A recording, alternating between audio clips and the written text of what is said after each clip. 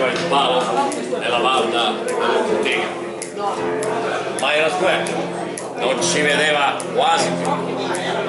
Ed è stato così che li hanno presi senza fatica. Li hanno presi tutti, meglio, tutti fuori che lui. Lui era fisso che scrutava nella notte, quando è passato innanzi a lui un carabiniere. E insomma un chisatri che arriva a mezzanotte, la canna piega lui la fa, nanca un plissé.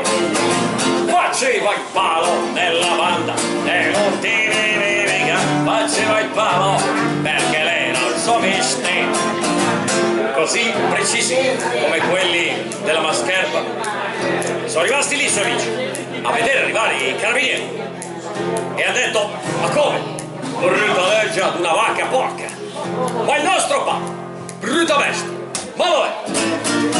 Lui era fisso che scrutava nella notte, la fisnagota, ma in un pesce la senti dire, perché vederci non vedeva un autobotte, però sentirci che sentiva un accidente. Faceva il palo nella banda dell'Ortega, faceva il palo perché l'era il suo mestiere.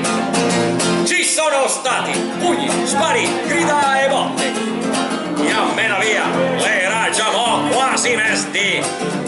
Lui sempre fisso che scrutava nella notte, perché ci vedeva gli stesse notti come nel dì, ed è lì ancora come un palo nella via. La gente che passa gli dà 100 lire e poi va. Lui, circospetto, guarda in giro e mette via, ma poi barbota perché ormai le è un po' arrabbia. Ed è arrabbiato con la banda dell'Ortega perché lui dice: ma non si fa così a rubare. Dice: ma come?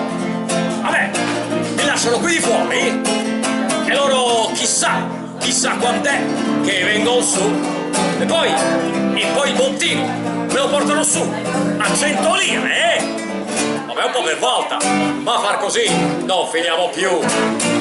No, la che schile, proprio lavorate ciula. Io sono un palo, quello pirla, non ci sto più.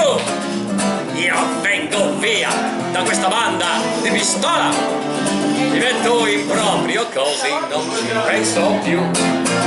Faceva il palo nella banda dell'Ortega, faceva il palo perché era il suo mestiere. Faceva il palo nella banda dell'Ortega, faceva il palo